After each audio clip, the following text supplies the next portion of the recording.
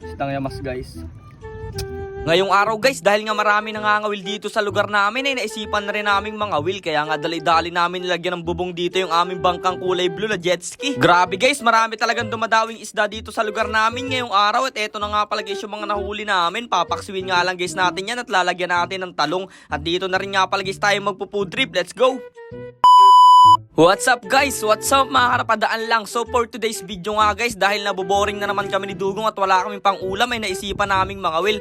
Kasi guys, nakakainggit, napakarami nga pala nangangawil dito sa lugar namin ngayong araw, kaya naisipan na rin naming makisali sa kanila. Nagpalit nga pala guys kami ng bangka. Ito ang ginamit natin, itong kulay blue natin na jet ski, at nilagyan na rin nga pala guys namin yan ng bubong para hindi kami mainitan. Grabe ba guys yung mindset namin dito? Gustong mangawil pero yung mainitan. Kaya kasi guys namin naisipan na lagyan ni Dugong ng bubong itong bangka na to kasi medyo matagal tayo mabababa dito sa gitna ng araw. Ang ginamit nga pala guys namin pampandong dito itong lumang kumot ni Dugong na amoy 5 pisong luma. So yun guys, what's up? What's up? Papunta na tayo doon sa pagkakawila natin at kita nyo sa likod tayo, may kasama tayo isang tropa. Mala Chinese guys, so kita nyo ano, ang galing ng mga sombrero niya no. Kaya let's go guys, samahan nyo kami. Relax na relax oh. Wow. Ganda lang ginawa namin kubo. Pakita mo ang ating artela. Walang kainit-init, mindset. Let's go! Dahil nga guys, wala kaming pamain ngayong araw ay nang buraot muna kami dito sa isa namin tropa at nanghingi kami dito. Buti na lang guys, may busilak na puso yung tropa natin na yan at binigyan niya kaagad kami. Ito nga pala guys yung mga ipapain natin. Ang tawag nga pala guys dito sa lugar namin ay apta, pero sa ibang lugar guys ay alamang yung tawag dyan. Yan din kasi guys yung ginagawang alamang talaga.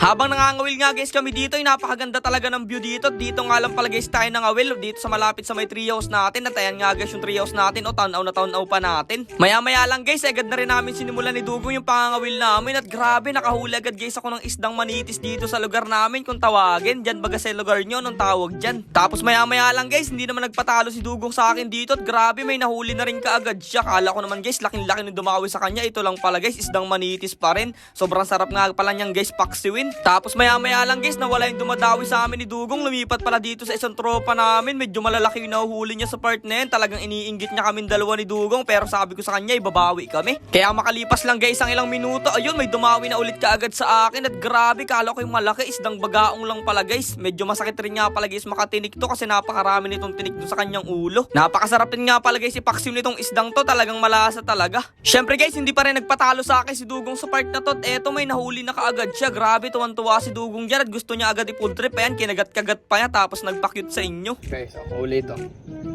Yamas.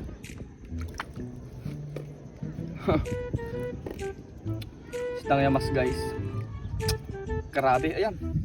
Ito masarap pag nagdawing ganito. Kita mo taping di sa may tubig. Iyos. Guys, oh, isdang tandain. Dito naman guys sa part na to, ako lang ang sunod-sunod na nakakahuli. Isdang yamas nga pala guys sa tandain at isdang tambog yung nahuli ko sa part na to. Tapos dito naman guys sa part na to, ay nagsabay kaming nakahuli ni Dugo at grabe, nagpapalakihan pa kami ng mga nahuli namin. At sa wakas guys, dinawihan din yung isang kasama natin sa likod. Nakahuli siya ng isang manitis dito guys, kaya tuwan-tuwa na siya sa part na yan, hindi na daw siya na zero. After nga lang guys namin mga will, ay inikot ko muna dito yung mga kasamahan nating mga ngawil at mga mangisda. Grabe guys, sobrang dami nga pala nangangawil ngayong araw dito sa aming mangroves. Talagang halos pila-pila kami ditong mga bangka. Ito nga pala guys, mga nangangawil dito ay lahat sila ay kabarangay ko at mga kapitbahay ko rin lamang, namin dalawa ni Dugong. Lumapit nga guys kami dito sa tatay ni Dugong para manghingi uli ng pamain, kaso konti na lang din daw yung kanya, kaya sabi namin uuwi na rin kami at okay na rin tong nahuli namin. Grabe, proud na proud talaga ako guys na isang mangisda lang yung tatay namin ni Dugong parehas, kasi guys kahit mangisda lang yan, pinalaki kami ng maayos at patas silang lumaban sa buhay. At kahit papano guys, napag-aral nila kami, pati yung mga kapatid ko. Kaya sobrang natutuwa talaga kami guys, kasi ngayon nakakatulong na kami dito sa mga magulang namin dahil dito sa pagbablog. At nakakabili na rin kami guys ng mga gusto namin at nakakaranas na rin kumain sa masarap na kainan yung aming mga pamilya. Tapos ayun na nga guys, balik tayo dito sa vlog natin at eto na nga pala guys yung mga nahuli namin. Kala mo naman napakarami, talagang may dala pa kaming cooler dyan. Pagkatabi nga lang guys namin dito sa aming palaisdaan, pinalilisan ko na rin kaagad kay Dugong itong mga nahuli naming isda para maipaksiw namin. Nagayat na rin nga pala guys ako ng sibuyas at bawang dyan, tapos lalahukan nga pala guys natin itong ating lulutuin ngayong araw nitong talong para para mas masarap talaga at medyo healthy tayo. Ipapatas nga lang guys natin ng maayos itong mga isda natin para pag naluto at kukunin natin mamaya hindi sila magdurog-durog at maghiwalay yung mga laman nila. Tapos ayun, nilagyan ko na rin nga pala guys ito ng mga rekado, itong sibuyas at bawang, tapos paminta, tapos itong sukang dato puti. Ay mali pala yan guys, silver swan pala yan. Nilagyan ko na rin nga pala guys yan ng konting asin, tapos nilagay ko na rin dito sa ibabaw itong mga ginayat nating talong. Tatakluban nga lang guys natin ng ilang minuto yan at makalipas nga lang guys ng ilang minuto, grabe, luto na rin agad itong ating paksiw na isda.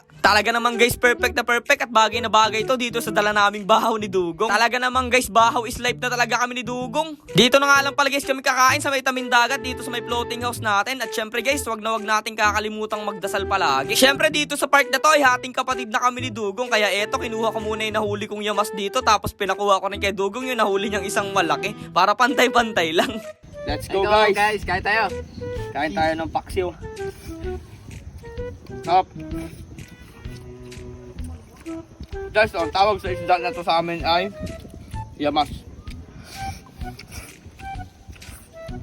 Sarap. May talong oh. Pagaw.